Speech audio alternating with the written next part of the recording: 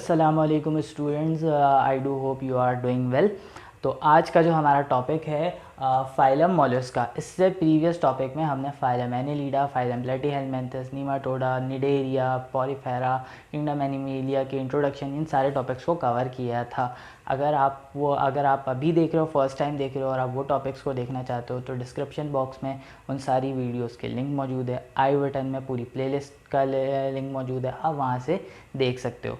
तो स्टूडेंट्स, अब हम विदाउट एनी डिले हम अपना टॉपिक स्टार्ट करेंगे। एज़ यूजुअल आपने टॉपिक को सुनना है, स्टार्ट से एंड तक वीडियो को देखना है ताकि एक एक पॉइंट को अच्छी तरह से पढ़ सको। और उसके बाद हमारे फेसबुक पेज से, जिसका लिंक मैंने डिस्क्रिप्शन बॉक्स में दिया है, वहाँ से आप टेस्ट अटैम्प्ट कर सकते हो। वहाँ पर टेस्ट आपको आ जाएगा ताकि आपको आपका आउटकम मिल सके। अच्छा, तो अब हम स्टार्ट करते हैं। अगर आपने अभी तक चैनल को सब्सक्राइब नहीं किया तो अभी सब्सक्रिप्शन के बटन को दबा दो। तो without any delay let's start. अच्छा, ये थोड़ा सा ज़्यादा कॉम्प्लेक्स फाइलम है। Phylum Mollusca. Phylum Mollusca soft body मतलब है। मोलस्का भी एक लैटिन वर्ड है जिसका मतलब है सॉफ्ट बॉडी। अच्छा, इसकी कुछ जनरल बातें कर लेते हैं। क्योंकि देखो, सॉफ्ट बॉडी इसकी बॉडी की टाइप के ऊपर डिटरमिन है, क्योंकि कैसी टाइप होती है इसकी बॉडी, किस तरह की होती है। तो बेसिकली सॉफ्ट और एक्सटर्नल शेल कवरिंग बॉडी होती है। इसकी शेलनेस को प्रोटेक्ट करना होता है, वरना इसकी body soft structure, gelatinous structure होती है। अच्छा, अब जो है अब हम इसकी कुछ जनरल बातें करते हैं। 50,000 लिविंग स्पीशीज़ है इसके अंदर। कितने स्पीशीज़ हैं? 50,000 लिविंग स्पीशीज़ है और 35,000 फॉसिल्स हैं। यानी अभी जो दुनिया में मौजूद हैं मॉलस्क के मेंबर्स, वो 50,000 डाइवर्स क्वांटिटी में मौजूद है, जबकि 35,000 ऐसे भी हैं जिनका फॉसिल मिला था, जो अभी इस दुनिया में एग्जिस्ट नहीं करते, एक्सटिंक्ट हो चुके हैं। सेकेंड लार्जेस्ट फाइलम है किंगडम एनिमेलिया का। सेकेंड लार्जेस्ट फाइलम है। सबसे ज़्यादा डिफरेंट वैरायटीज़ हमें देखने को मिलती है। बहुत डाइवर्सिटी है इसकी शेप के बिहाफ पे, इसके साइज़ के बिहाफ पे। साइज़ के बिहाफ पे इतना स्मॉल हो सकता है कि ये एक सेंड ग्रेन जितना हो, और इतना लार्ज हो सकता है कि ये 18 मीटर स्क्वेट के बराबर, स्क्वेट इसकी एग्जांपल है, 18 मीटर का हो सकता है। अच्छा, अब इसकी कुछ जनरल कैरेक्टरिस्टिक्स को डिस्कस करते हैं। ट्रिप्लोब्लास्टिक है, यानी आपको पता है ये टर्म आपको अच्छी तरह से याद हो गया होगा। ट्रिप्लोब्लास्टिक यानी एंडोडर्म, एक्सोडर्म, एक्टोडर्म और मीजोडर्म प्रेजेंट होता है। 3 जर्मिनल लेयर प्रेजेंट होती है। सिलोमिक बॉडी होती है इसकी। बायलैटरल सिमेट्रिकल होता है। सिलोम यानी बॉडी कैविटी प्रेजेंट होती है इंटरनल, जो मीजोडर्म की स्प्लिटिंग से बनती है। बायलैटरल सिमेट्रिकल होता है, यानी इसकी बॉडी को दो इक्वल, अगर लेटरल साइड से 2 इक्वल हाफ पे डिवाइड करें तो 2 इक्वल सिमेट्री हमें ऑब्टेन होगी। अच्छा, अगर आपको ये टर्म समझ में नहीं आ रहे तो आप फर्स्ट वीडियो में जाओ, जिसका लिंक डिस्क्रिप्शन बॉक्स में गिवन है और आई बटन में भी मौजूद है। तो आप क्या करोगे, उस लिंक पे आप उस वीडियो पे देखोगे जिस पे मैंने ये सारी जनरल बातें, ये सारे जनरल टर्म्स डिस्कस किए हुए हैं, तो आपको ये चीज़ें अच्छी तरह से समझ में आ जाएंगी। अच्छा, अब एवोल्यूशनरी रिजेम्बलेंस इसकी किसके साथ है? फाइलम एनिलीडा के साथ है। सही, कैसे रिजेंबल करता है वो भी हम आगे डिस्कस करते हैं। हैबिटेट इसकी क्या होती है? वह एक्वेटिक होता है, यानी मैरीन में भी होता है और फ्रेश वाटर में भी होता है, और टेरेस्ट्रियल भी लाइफ गुजार रहा होता है, लेकिन सॉइल में रहता है, मॉइस्ट एरिया में ज़्यादा प्रेफरेबल है। अब इसकी आते हैं बॉडी ऑर्गेनाइजेशन की तरफ। बॉडी ऑर्गेनाइजेशन कैसी है? एक मैंने रफ सी डायग्राम बनाई है, बुक वाली ही डायग्राम बनाई है, जिसमें कुछ जनरल बातें की हैं। ये एक जनरल मॉलस्क है। बेसिकली कोई स्पेसिफिक ऑर्गेनिज्म को रेफर नहीं किया गया, लेकिन एक जनरल डायग्राम बनाई है कि इसके अंदर क्या क्या चीज़ें मौजूद होती। 3 बेसिक कैरेक्टरिस्टिक मौजूद होती है। सबसे पहले आउटर कवरिंग होगी, जिसको हम मेंटल कहते हैं, यानी जो ग्लैंड्यूलर एपिथीलिया होता है, यानी ग्लैंड्यूलर यानी ग्लैंड्स मौजूद होते हैं। एपिथीलिया यानी आउटर कवरिंग होती है, जिसका काम क्या होता है? शेल सिक्रीट करना।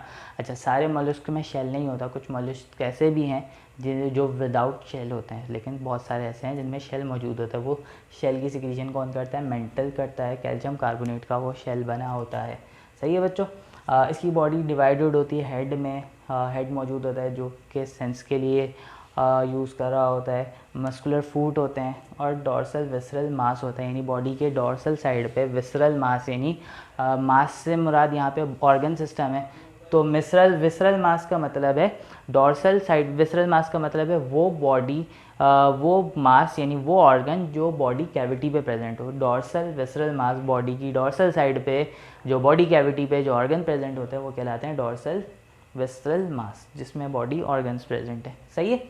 अच्छा, अब एक और बात, इसमें क्या कहते हैं, फूट मौजूद है, मेंटल आउटर कवरिंग है, मेंटल में एक ग्रूव प्रेजेंट होता है जो एक कैविटी फॉर्म कर लेता है जिसको हम कहते हैं मेंटल कैविटी। और बाकी चीज़ों को अभी हम डिस्कस करते हैं। बाकी के ऑर्गन्स भी होते हैं जैसे इंटेस्टीन है, डाइजेस्टिव सिस्टम होता है, पूरा एलिमेंट्री कैनाल प्रेजेंट होता है, शेल प्रेजेंट होता है, ये सारी चीज़ें इस पर प्रेजेंट होती हैं। अच्छा, अब ऑर्गन सिस्टम को देखते हैं, इसकी ऑर्गेनाइजेशन को देखते हैं। डाइजेस्टिव सिस्टम गट होता है विद 2 ओपनिंग, माउथ और एनस प्रेजेंट होता है। इसकी जो गट होता है यानी इसका जो एलिमेंट्री कैनाल होता है वो स्ट्रेट भी हो सकता है और टर्न भी हो सकता है। सही है, दोनों ही चीज़ें, ये बुक की लाइन है, स्ट्रेट भी हो सकता है, स्ट्रेट एलिमेंट्री कैनाल भी हो सकता है, या टर्न भी हो सकता है यानी कर्व्ड हो सकता है इस शेप का, like this.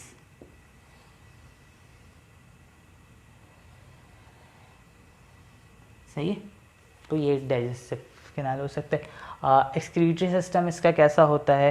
Excretory system basically paired nephridia present होते हैं इनमें।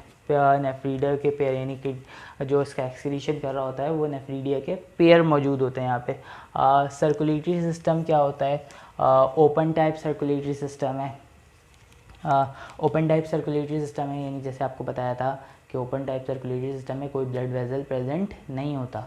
अच्छा, कैसे बनता है ये open type circulatory system? Coelom जो होता है बॉडी का वो डिवाइड हो जाता है, वो मतलब एक जनरलाइज कैविटी नहीं होती बल्कि जगह जगह पे छोटी छोटी सी डिवीज़न बन जाती है और बाकी का पूरा एरिया कवर्ड हो जाता है। तो जो छोटे छोटे से डिवीज़न बन रहे होते हैं वो फ्लूइड फिल पॉकेट होते हैं, उसको हम कहते हैं ब्लड साइनोसिस या ब्लड स्पेस भी कहते हैं, जिसके अंदर रेस्पिरेटरी पिगमेंट होता है। ऑब्वियसली ब्लड का काम, ब्लड में का एक फंक्शन ये भी है कि वो रेस्पिरेटरी यानी गैस को एक्सचेंज करे और गैस को पूरी बॉडी में ट्रैवल करे। तो वो जो रेस्पिरेटरी पिगमेंट होते हैं ना वो ब्लू इन कलर होते हैं। सही है, रेड कलर का ब्लड इनमें नहीं होता।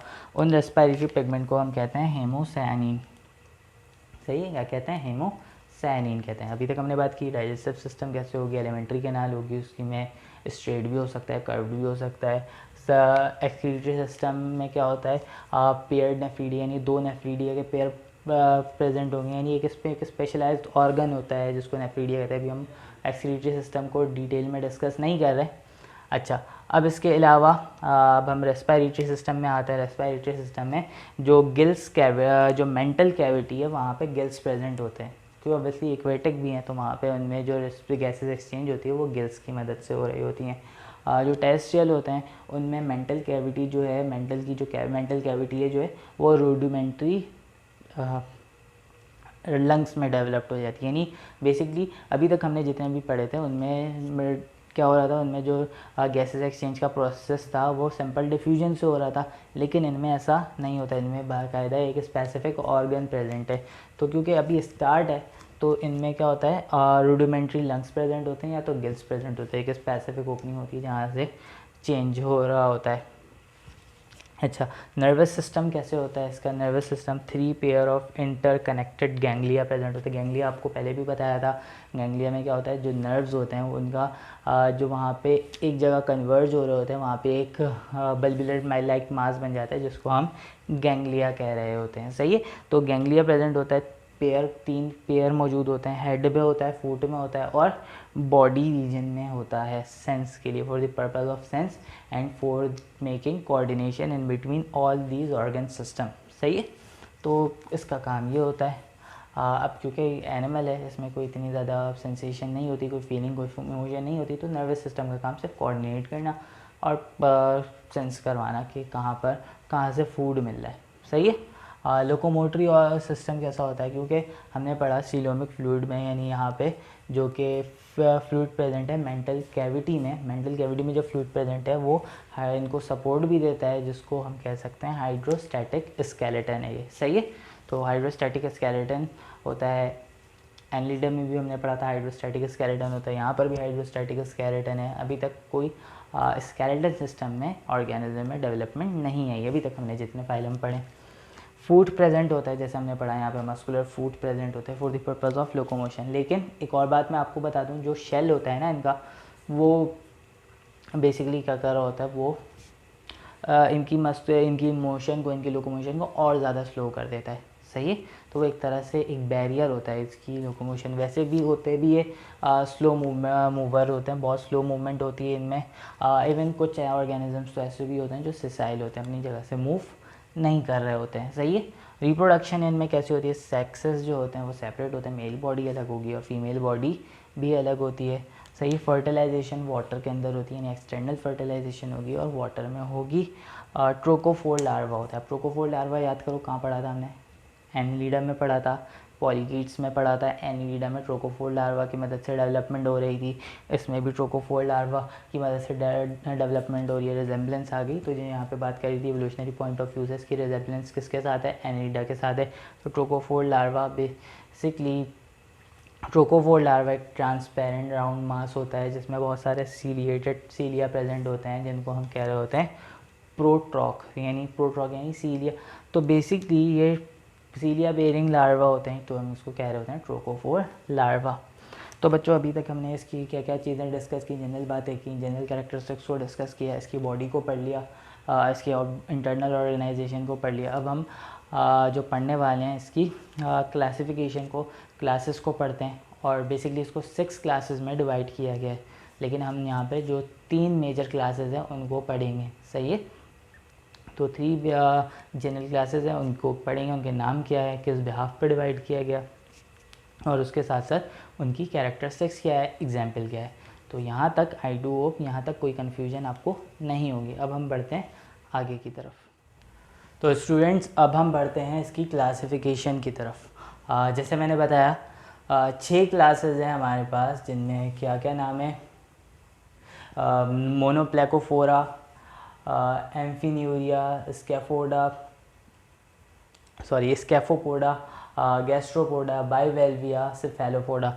ये 6 क्लासेस हैं, लेकिन हमने जो यहाँ पे जो मोस्ट वास्ट ब्रांच है, यानी जो सबसे ज़्यादा जो हमारे बुक में गिवन है, बेसिकली असल मकसद तो यही, जो हमारे बुक में गिवन है वो लास्ट के 3 ब्रांचेस हैं, जिनमें हमारे पास गैस्ट्रोपोडा है, बाइवेल्विया है और सिफेलोपोडा है। अच्छा, एक बात तो मैं आपको ये बता दूं कि जो प्रीवियस 3 क्लासेस हैं उनमें अकॉर्डिंग टू माय स्टडीज़ वो ज़्यादातर उनमें वो स्पीशीज़ हैं जो एक्सटिंक्ट हो चुके हैं, जो फॉसिल्स हैं। सही है, तो या वो बहुत ज़्यादा एंशंट मॉलस्क हैं। सही है, तो हमने जो ज़्यादा मोस्ट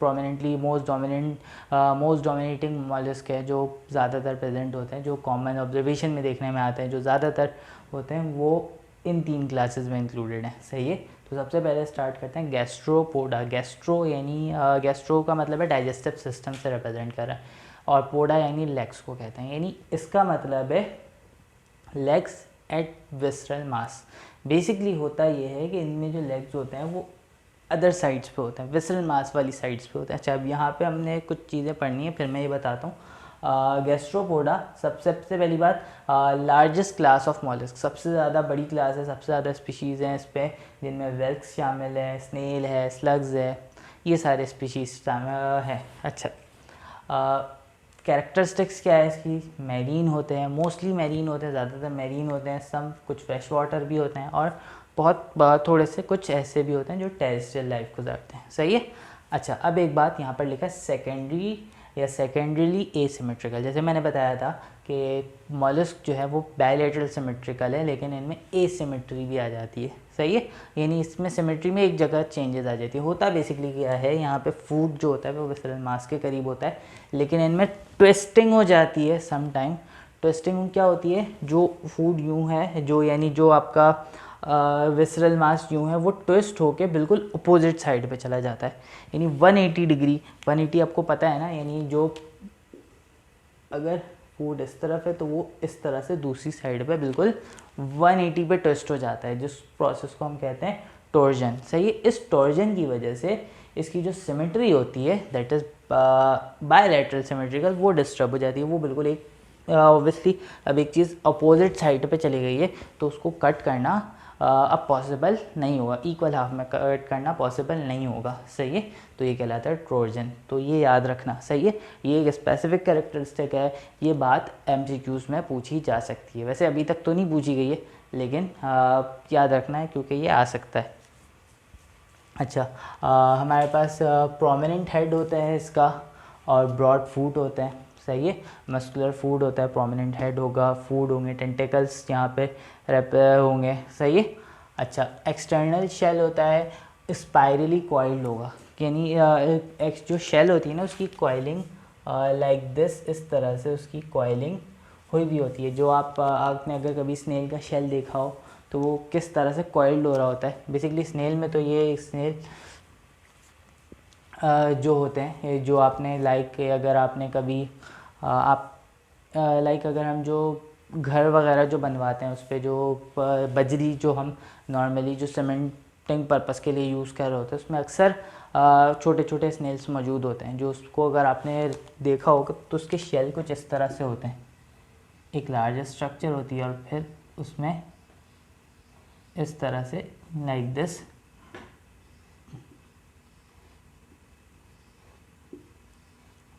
टॉर्जन हो रही होती है, स्पाइरल होते हैं, सही है। इस तरह की स्ट्रक्चर होती है। अच्छा, जैसे मैंने आपको बताया कि एक बहुत हर्डल होता है इनमें, क्योंकि ये स्नेल जो होता है इसकी मूवमेंट को भी रोकता है, मूवमेंट के साथ साथ इनकी ग्रोथ को भी रोकता है।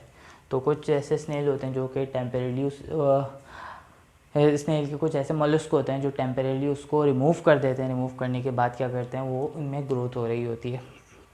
अच्छा, अब एक और बात, या तो एब्सेंट भी होता है, कुछ ऐसे भी मोलस्क हैं जिनमें शेल प्रेजेंट नहीं होता, सही है। इसकी एग्जांपल में हमारे पास पिला है, जैसे विल्ट्स होते हैं, स्नेल्स हैं, स्लग्स हैं, ये सब इसकी एग्जांपल है। सेकंड क्लास है बायोवेल्विया, और ये सेकंड लार्जेस्ट क्लास है हमारे पास फाइलम मोलस्का पे। बायोवेल्विया का मतलब है शेल्फ विथ 2 पीसेस, सही है। 2 पीस होते हैं शेल के, राइट पीस और लेफ़्ट पीस, और उन दोनों लेफ़्ट और राइट पीस के बीच में एक वेल्व होती है, सही है, जो मूवेबल हिंज की तरह है। यानी अगर ये राइट पीस है और ये लेफ़्ट पीस है तो वो मूव हिंज हिंज होते हैं ना, जो हिंज हम कहते हैं, जो हुक होता है आपके डोर में लगा होता है जिसने सपोर्ट करना होता है लाइक दिस।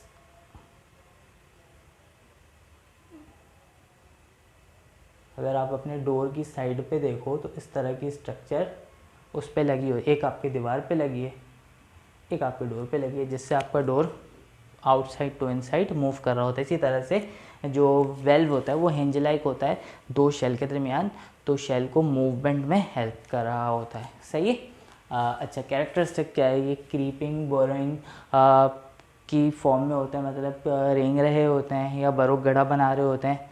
कहाँ पे होते हैं, मैरीन में होते हैं, फ्रेश वाटर में भी होते हैं, मैरीन वाटर में भी होते हैं, फ्रेश वाटर में भी होते हैं। उनके जो मड होते हैं वहाँ पर ये बिल्कुल निचला हिस्सा जो होता है वहाँ पर ये प्रेजेंट होता है। Food is ventrally and laterally compressed, यानी फूड जो होता है वो कॉम्प्रेस्ड होता है। देखो ये क्या कहते हैं, जो इसके फूड होते हैं वो मैंने यहाँ पे डायग्राम नहीं बनाई एक्चुअली।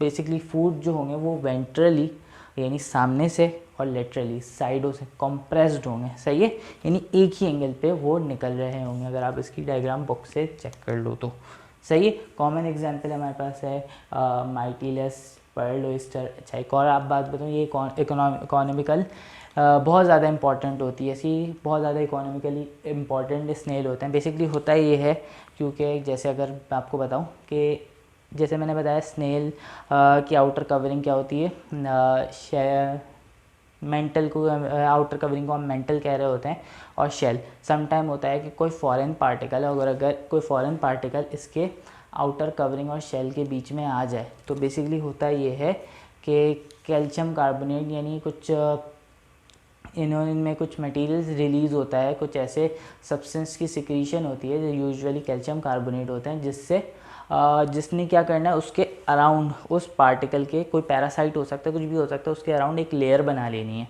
सही है, जिसको हम नेक्ड कह रहे होते हैं। तो वो क्या होता है, जब उसकी एक्यूमुलेशन हो जाएगी, जब डिपोजिशन हो जाएगी तो फिर वो पर्ल में कन्वर्ट हो जाता है, सही है, जो कि बहुत ज़्यादा ज्वेलरी पर्पज़ में यूज़ हो रहा होता है, सही है। तो इन सारे पर्पज़ में वो यूज़ हो रहा होता है, तो इकोनॉमिकली इसकी बहुत ज़्यादा इंपॉर्टेंट है। इसके अलावा बहुत सारे कटल फिश हैं, शेल फिश हैं, जो कि फूड इंडस्ट्री में यूज़ हो रहे होते हैं, तो एज अ फूड यूज़ हो रहे थे। तो इकोनॉमिकली मोलस्क की बहुत ज़्यादा इंपॉर्टेंट है। चाइना में, जापान में इसकी आर्टिफिशियल ब्रीडिंग कराई जाती है पर्ल ओयस्टर की, ताकि उसमें से पर्ल हासिल किया जा सके। लास्ट है हमारे पास सिफेलोपोडा। सिफेलो का मतलब होता है हेड, पोडा का मतलब लेग, हेड ओवर लेग, यानी हेड के ऊपर इनके लेग प्रेजेंट होते हैं। तो बेसिकली सारे के सारे मैरीन होते हैं, हाईली डेवलप्ड होते हैं। सही है। इनका जो फूड होता है उसमें सकर प्रेजेंट होते हैं, सकर प्रेजेंट होते हैं, टेंटिकल्स होते हैं और आर्म्स बेयरिंग होते हैं। जैसे ऑक्टोपस की आप एग्जांपल ले लो तो किस तरह का ऑर्गेनिज्म होता है, टेंटिकल्स होते हैं और फूड पे सकर प्रेजेंट होते हैं ताकि इनमें मूवमेंट और अपने प्रे को कैप्चर करना आसान हो। एग्जांपल है इसकी नोटिलस है, सेपिया है। सही है। पर्ल ओयस्टर है, सेपिया यानी कटर फिश, पर्ल ओयस्टर है, स्क्विड, और हमारे पास ऑक्टोपस है, इसकी एग्जांपल है। जो नोटिलस होता है उसमें एक्सटर्नल शेल प्रेजेंट होता है, जो लोलिगो होता है यानी जो स्क्विड होता है उसमें इंटरनल शेल प्रेजेंट होता है, अंदर से शेल प्रेजेंट होता है, और ऑक्टोपस में कोई शेल प्रेजेंट नहीं होता। तो स्टूडेंट्स ये हमने आज कवर कर लिया फाइलम मोलस्का को। सही है। तो अब आपने करना ये है कि वीडियो को आपने अच्छी तरह से देख लिया, सारी चीज़ें देख ली, सारे पॉइंट्स नोटिस कर लिए। तो अब आप क्या करोगे, फेसबुक पेज का लिंक मैंने, वहाँ से आप टेस्ट अटैम्प्ट करोगे और देखोगे कि आपने आज कितनी बातें सीख ली हैं। वही सारी बातें बताइए जो आपकी बुक में प्रेजेंट थी। सही है। तो जो सिंध बोर्ड में या जो फेडरल बोर्ड है इन दोनों से मिलाकर ही एक लेक्चर बनाता हूँ और जो आपको दिया जाता है। तो आई डू होप आपको आज का लेक्चर समझ में आया होगा। अगर आपको वीडियो पसंद आई तो अपने दोस्तों के साथ शेयर ज़रूर करो। तो काइंडली अगर आपको अच्छी लगी तो किसी ना किसी एक फ्रेंड के साथ या अपने ग्रुप में, आपकी स्टडी का जो ग्रुप है या आपके एमकेट का जो ग्रुप है वहाँ पे अगर ये चीज़ें शेयर कर दो तो उससे ये होगा कि आपका फ़ायदा है, आपने देख लिया, अपने टॉपिक समझ लिया, आपके दोस्तों को भी समझ में आ जाए। और वीडियो को लाइक ज़रूर करो और कमेंट सेक्शन में अगर आप कोई सजेशन देना चाहते हो या आप अपनी रिव्यू देना चाहते हो कि आपको वीडियो कैसी लगी तो वो ज़रूर दो। सही है। ताकि अगर कोई मुझ में कोई प्रॉब्लम हो तो मैं उसको ख़त्म कर सकूं। सही है। या आपकी कोई सजेशन हो लाइक कि सर हमें ये टॉपिक समझ में नहीं आता, आप इसको समझा दें, तो मेरी पूरी कोशिश होगी कि उन टॉपिक के ऊपर वीडियो बनाकर आपको समझाया जाए। अब इंशाल्लाह नेक्स्ट वीडियो में आगे के फाइलम के साथ मुलाकात होगी। मैं आपका टीचर डॉक्टर मोहम्मद हबीब अमीन। अल्लाह हाफ़िज़।